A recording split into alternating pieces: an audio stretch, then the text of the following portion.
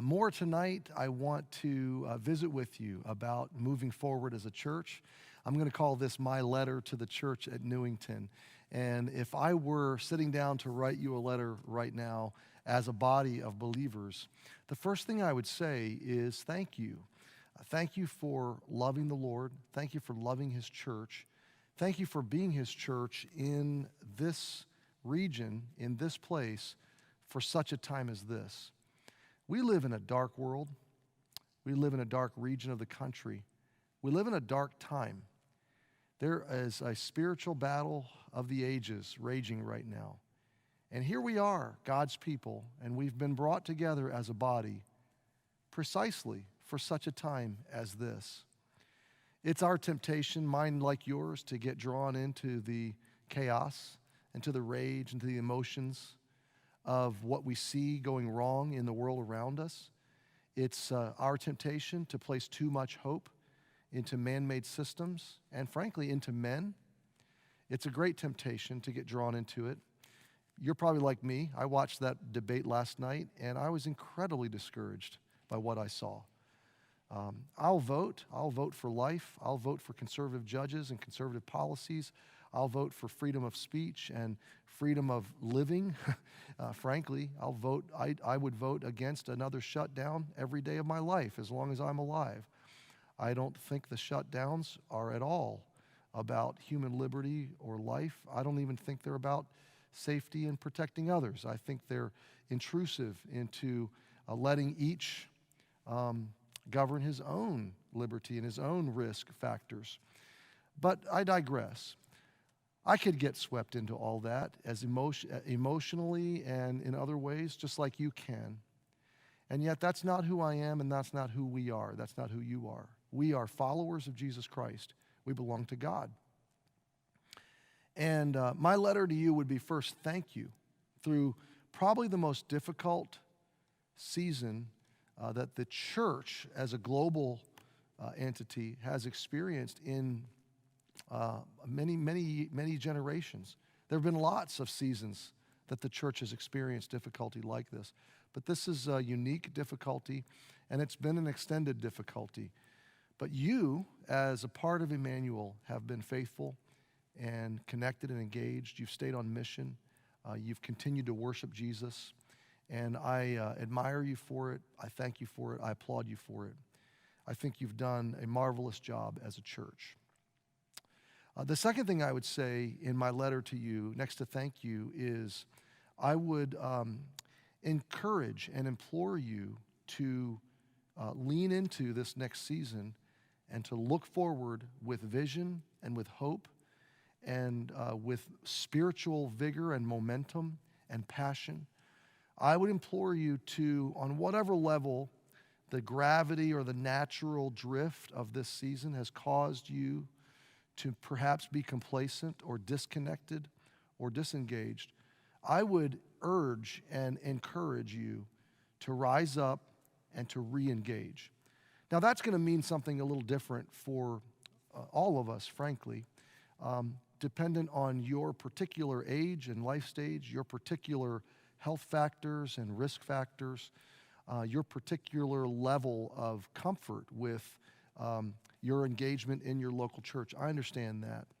But I want to encourage you to not be driven by fear, and I want to encourage you to look at the statistics and where we are as a nation, where we are as a state, and really where we are as a church, and re-engage as much as you possibly can into what was your normal routine of worshiping, walking with the Lord, engaging with your church, and being on mission for God.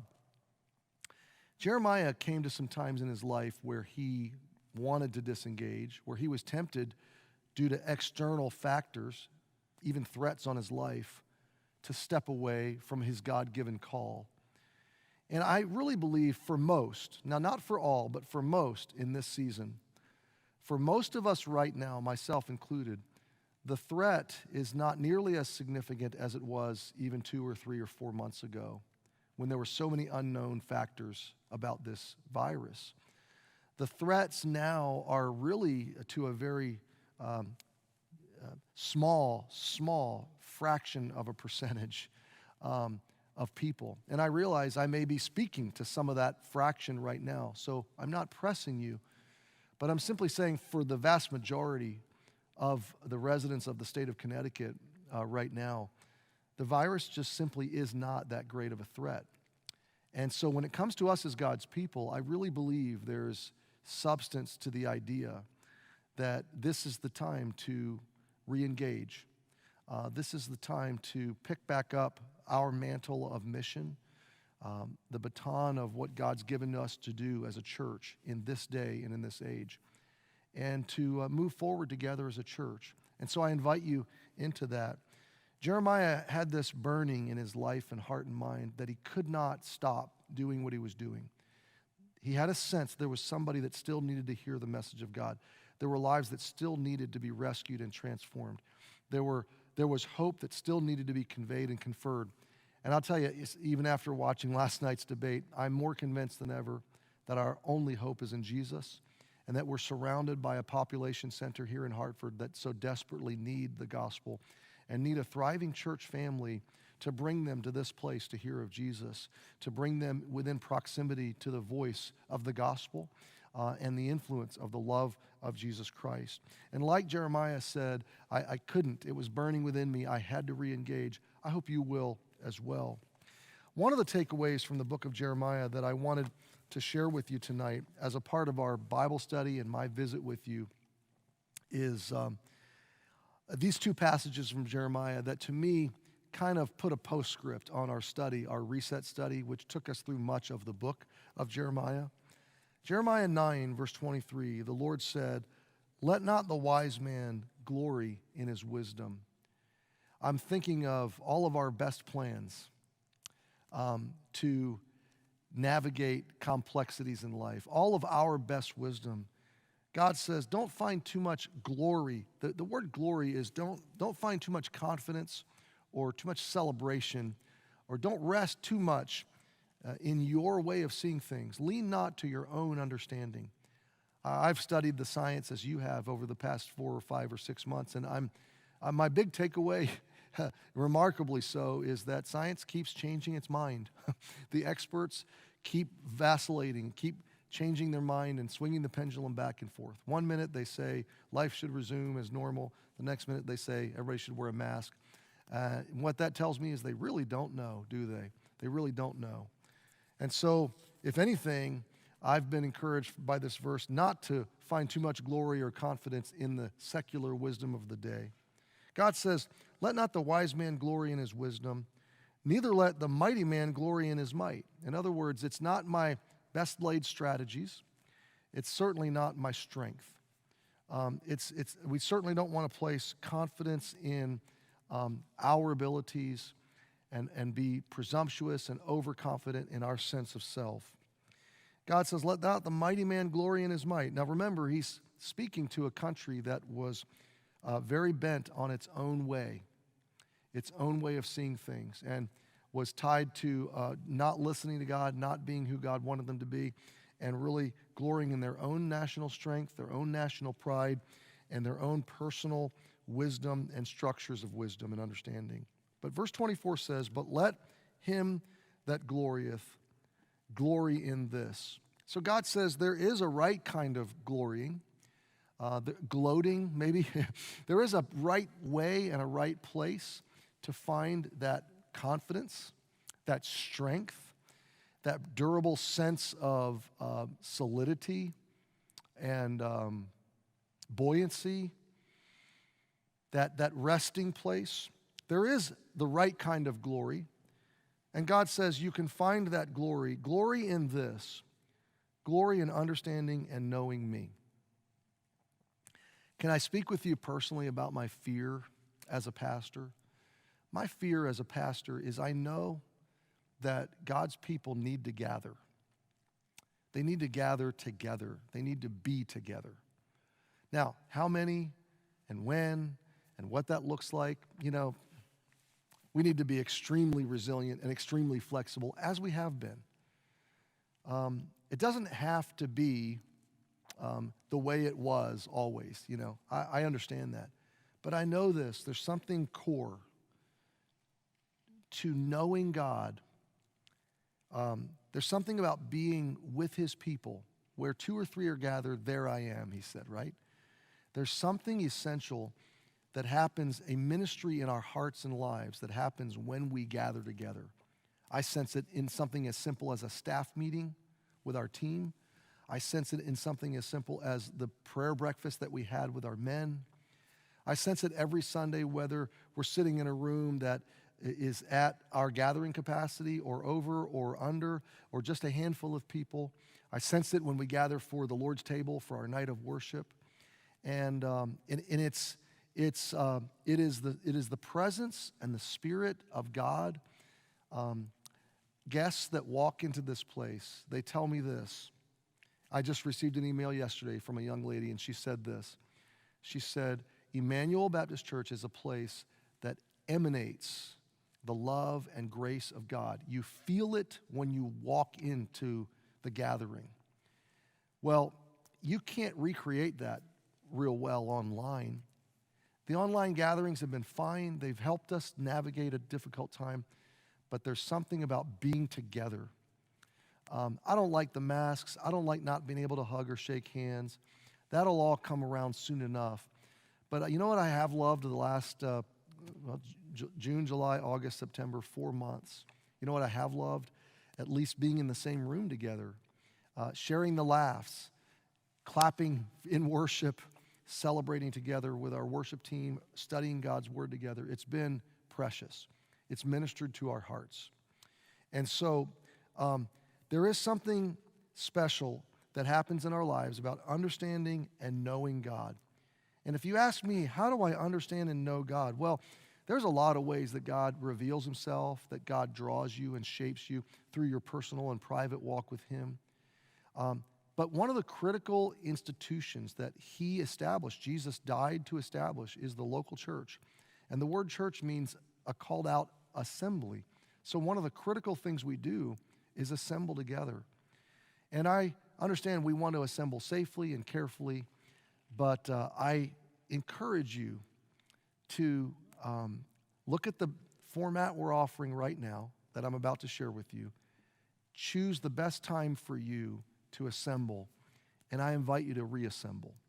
I invite you, if you have young children, to come back to the nurseries, come back to kids' spaces, come back to worshiping together as a family, and to growing and understanding and in knowing the Lord. And God says, glory in this, that you understand and know me, and that I am the Lord that exercises loving kindness, judgment, and righteousness in the earth. For in these things I delight, saith the Lord. I was mentioning a moment ago what I fear as a pastor. I fear that our hearts will grow distant and slide away from a passion to understand and know God. Because one of the things that fuels the fire of understanding and knowing God, one of the things that fuels that fire is our human community, our coming togetherness as believers. That fuels our desire together, being with other believers, fuels and engages and equips and stokes the fire of our understanding and knowing God. It makes us it grows us into his image. And I believe with all my heart that when we leave our gatherings on Sunday, we have been re-energized to go out and be salt and light in our community. I believe our gatherings stoke the fire of the light that burns through us in our community. And so my challenge to you today is to let the glory, let the confidence and courage, let the Spirit of God reignite that in you to where you're able to regather at the time and place and in the way that best fits your age and risk factors in terms of this virus that with every passing week is becoming less of a threat. So as I kind of begin to wrap up our time together, let me visit with you about our coming next step of regathering. And this is a longer version of this. I'll also email a shorter version of this. First of all, I want to talk to you about schedule. Our schedule will be a next step forward. It will not be a step back to totally like normal. We will continue a 3-service schedule on Sunday morning, the same time that we are right now, 9, 10:30, and noon. And we will continue all of our online ministry. So if you're in that small percentage of people that cannot rejoin us at this time, I love you, I miss you. There will come a time where I believe God will give you a comfort level to rejoin. But until then, we are one phone call away, and we will be online for you and with you, and we want you to stay connected. And we very much love you. For the rest of us, I want to encourage you to pick 9, 10:30, or noon. That schedule will include nursery and children's services and care and teens for the 9 and 10:30 hour, but not for the noon hour. Now, there's a reason for that. The noon hour, we invite all of those with the highest risk to be a part of the noon hour. Now, I realize that's a little different. Noon is not the ideal time. What I would encourage many of you to do, if you just prefer the service time where the building will have the most space and where distancing will be the easiest, noon will be your service, okay?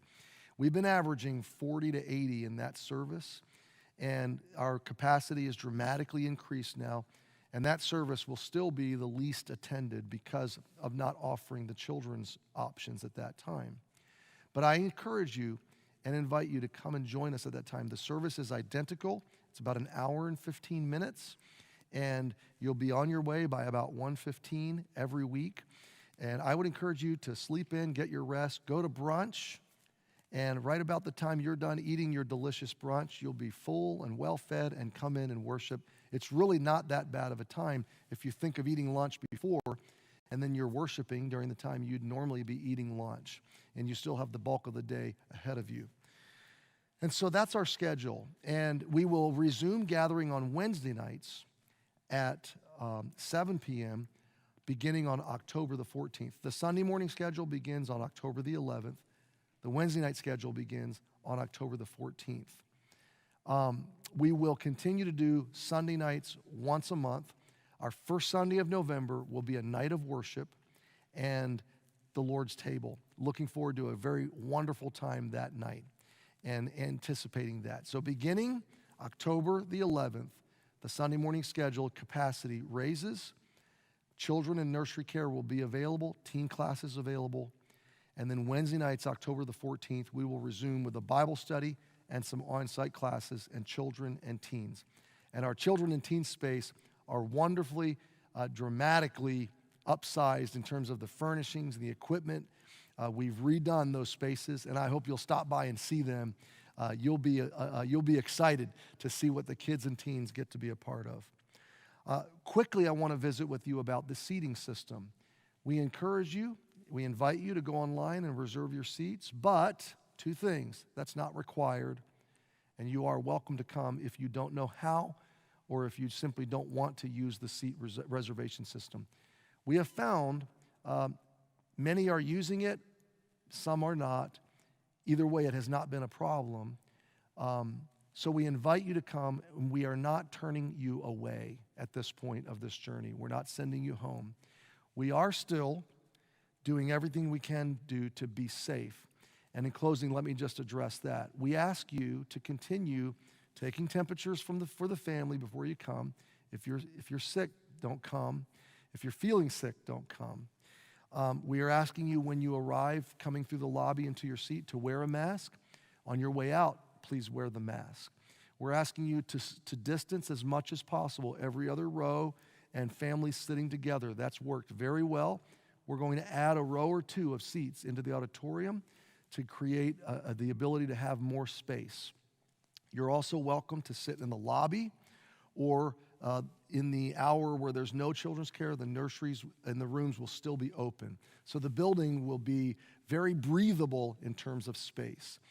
You are welcome to use the side and the rear exits. If you'd rather not travel through the lobby, you just want to make your way right out to the parking lot, that's not difficult to do. So we'll have lots of all of our current safety measures will be still in place. The cleaning, the masks, The hand sanitizing, all of that stays in place, and we'll still be very, very careful. Finally, and very quickly, I want to encourage you to serve. If you're on a team, we need you, okay? We need you to be back in nursery and back in children's spaces and back at the next step tables and back on your greeting and hospitality teams. And we welcome you back onto those teams. We'll still be careful, but we hope you'll re-engage. And the engagement may be spaced out a little more. We may not need all of the whole team at first, but we need some rotation, and we need to begin resuming the functioning of the church body for the work of the gospel. And then finally, I wanted to just very quickly mention statistics. And I want to give you this assurance. Look at the statistics, look at the state of Connecticut, and you will find that the vast majority of our church family are at very low risk. In fact, I'm getting the sense that there are a lot of other greater risks, like a car accident between here and church or between here and home, or so many other risk factors that come into play. I want to encourage you to not be led by fear. Let God's Spirit lead you. Do what you feel is best for you and for your family. But beginning October the 11th and 14th, we're looking forward to taking that next step forward to seeing our gathering capacity increase over 3 services. And I look forward to seeing some of you that I've not seen in a long time. I pray for your courage and confidence in the Lord. I pray for the future strength of our church. I pray that we will be able to regather together and resume understanding and knowing God together as a family, as the family that we are, and as the lighthouse that God has called us to be. I sure love you. Thank you for being a part of our church. And I am anticipating a wonderful future, both for our church and our school and our whole ministry. We love you. Whenever we see you next, we can't wait.